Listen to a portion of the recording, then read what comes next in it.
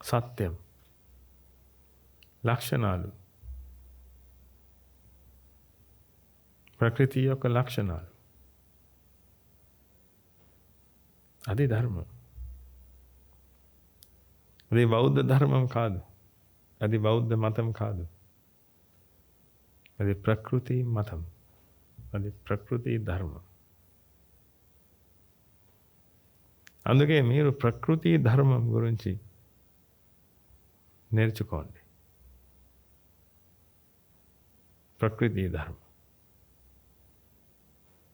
ప్రకృతి అంటే ఏమిటి?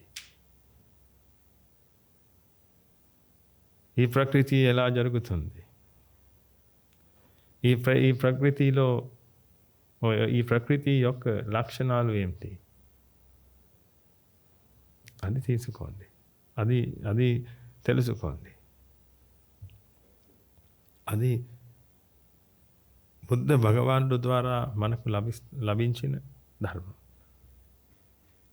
అనిత్య దుఃఖ అనాత్మ అంటే 3 పదాలు.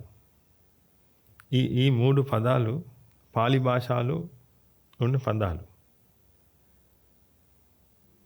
పాలి భాషలో అనిత్య దుఃఖ అనాత్మ అంటాం.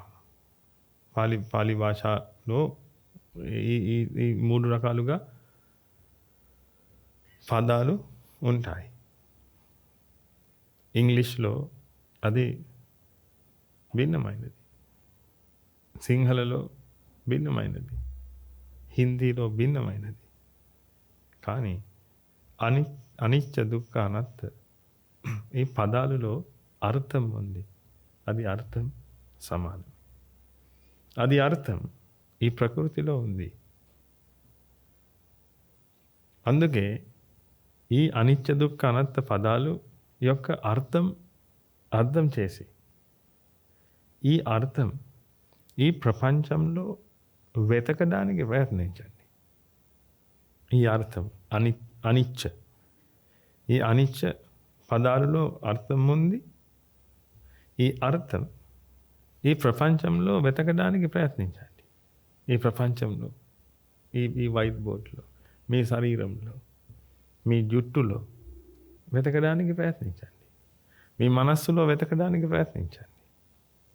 అది ఉండాలి. అనిత్యం మీ మనస్సులో ఉండాలి, మీ జుట్టులో ఉండాలి. ఎందుకంటే మీ మనస్సు, మీ జుట్టు, మీ శరీరం, మీ మొత్తం శరీరం అది ప్రకృతి. అందుకే దుఃఖ లక్షణం మీ శరీరంలో ఉంది. అనాత్మ లక్షణం మీ శరీరంలో ఉంది, మీ చిత్తంలో, మీ మనస్సులో ఉంది. వెతకండి. అనిత్య దుఃఖ అనాత్మ ఈ పంచంలో ఉంది. కానీ అనిత్య దుఃఖ అనాత్మ తెలియలేకపోతే ప్రపంచం పుడుతుంది మీ మనసులో. ప్రపంచం ఉంటే మీరు నమ్ముతారు ఇది నిత్య సుఖ అర్థ అని. ఎందుకంటే ప్రపంచం నిత్య సుఖ అర్థ, ప్రపంచంలో నిత్య సుఖ అర్థ. ఈ ప్రపంచం సామాన్యమైన ప్రపంచం కాదు, మీ మనస్సులో పుడుతున్న ప్రపంచం.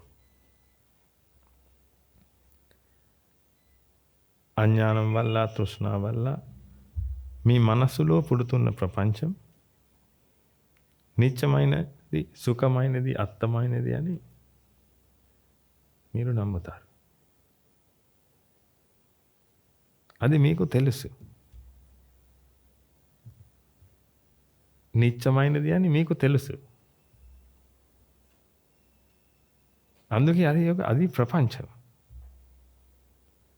కానీ పంచంలో, రూపవేదన సంజ్ఞా సంకార విజ్ఞానంలో, ఈ పంచంలో అలాగే లేదు. పంచంలో అనిత్య దుఃఖ అనాత్మ ఉంది. ప్రపంచంలో నిత్య సుఖ అర్థం ఉంది. ప్రపంచం మీ మనస్సులో ఉంది, పంచం కూడా మీ మనస్సులో ఉంది. నిత్య సుఖాత్త ఉంటే ప్రపంచం పుడుతుంది. అనిత్య దుఃఖానత్త ఉంటే పంచం పుడుతుంది. పంచం పుట్టితే ప్రపంచం అవుతుంది. ప్రతి క్షణంలో పంచం పుడుతున్నాయి. రూపవేదన సంజ్ఞా సంకార విజ్ఞానం పుడుతున్నాయి ప్రతి క్షణంలో. ప్రపంచం కాదు, కానీ పంచం ప్రపంచం వరకు మారిపోతుంది. ఇది మారిపోతుంది అజ్ఞానం మరియు తృష్ణ వల్ల. అది కారణం. అది జరుగుతుంది ప్రతి మనసులో, స్త్రీ యొక్క మనస్సులో, పురుషు యొక్క మనస్సు, జంతు యొక్క మనస్సు. అది జరుగుతుంది. అందుకే నిర్వాణం పొందడానికి మీకు అనిత్య దుఃఖ అనంత కావాలి, ఈ వీక్షణాలు కావాలి. కానీ మీ మనస్సులో నిత్య సుఖాత్త వీక్షణాలు ఉంటాయి. నిత్య సుఖాత్త ఎందుకంటే మీ మనస్సులో ప్రపంచం ఉంది. ప్రపంచం అనిత్యమైనది, మనస్సు నమ్మలేదు. కానీ పంచం అనిత్యమైనది, నమ్మగలదు. ప్రపంచం అనిత్యమైనది లేదు, కానీ పంచం అనిత్యమైనది నమ్మగలదు. కానీ మీ మనసులో పంచం లేదు, ప్రపంచం ఉంది. ఎందుకంటే ముందు పంచం పుడుతుంది, తర్వాత అజ్ఞానం మరియు తృష్ణ వల్ల అది ప్రపంచం వరకు మారిపోతుంది. అందుకే మనస్సులో ప్రతి క్షణంలో ప్రపంచం ఉంది. అందుకే మనసులో వ్యక్తులు ఉంది. మీరు ఉన్నారు, వ్యక్తులు ఉన్నారు, రకరకాలుగా వస్తువులు ఉంటాయి. కానీ ఒక చెట్టు ఉంది. ఈ ప్రకృతిలో చెట్టు అంటే కొంచెం శక్తి. ఏదైనా రంగం లేదు, ఏదైనా రంగు లేదు, ఏదైనా వాసన లేదు, ఏదైనా శబ్దం లేదు. అది ఒక శక్తి మాత్రమే. కానీ ఈ చెట్టు మీద మీ మనస్సులో రంగు సహితంగా, శబ్ద సహితంగా, వాసన సహితంగా ఒక వస్తువు పుడుతుంది. మీరు అది వస్తువుకి చెట్టు అంటారు. ప్రకృతిలో అది ఒక శక్తి.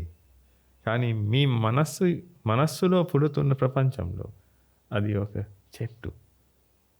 అది భిన్నమైనది. కానీ అది కొంచెం శక్తి. ఈ వైట్ బోర్డ్ కొంచెం శక్తి. కానీ మీరు ఈ వైట్ బోర్డ్ చూస్తే మీ మనసులో ఒక వైట్ బోర్డ్ పుడుతుంది. ఈ వైట్ బోర్డ్లో రంగం ఉంది, ఏదైనా రంగు ఉంది, రకరకాలుగా రంగాలు ఉంటాయి.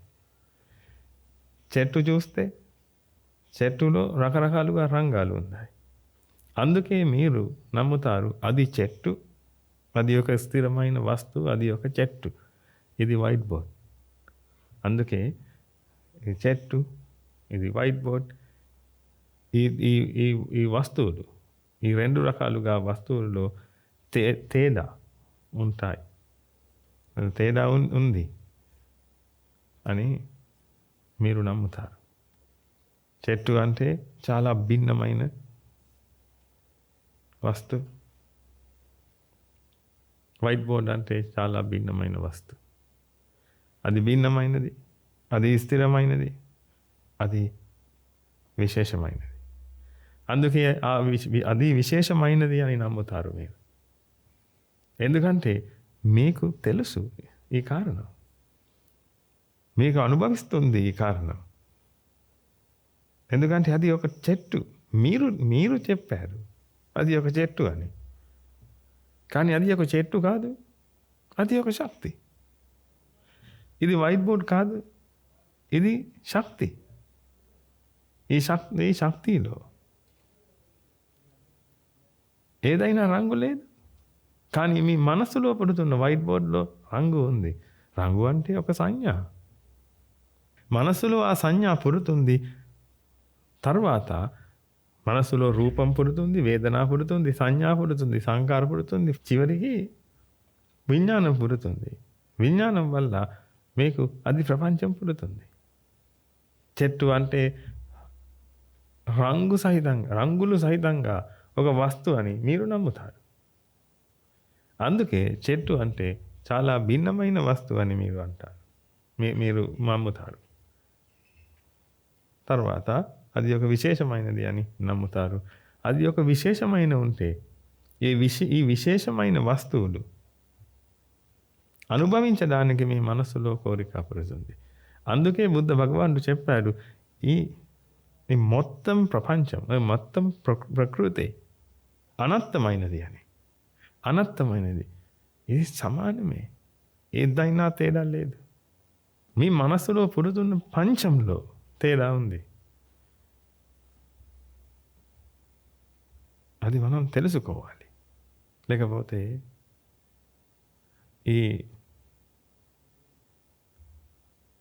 ఈ రూమ్లో ఏదైనా వస్తువు ఉంటే ఈ వస్తువు సమానమే. ఈ వస్తువులు సమానమే. కానీ ఈ వస్తువులు చూస్తే మీ మనస్సులో ఒక వస్తువు పుడుతుంది. అది భిన్నమైనది.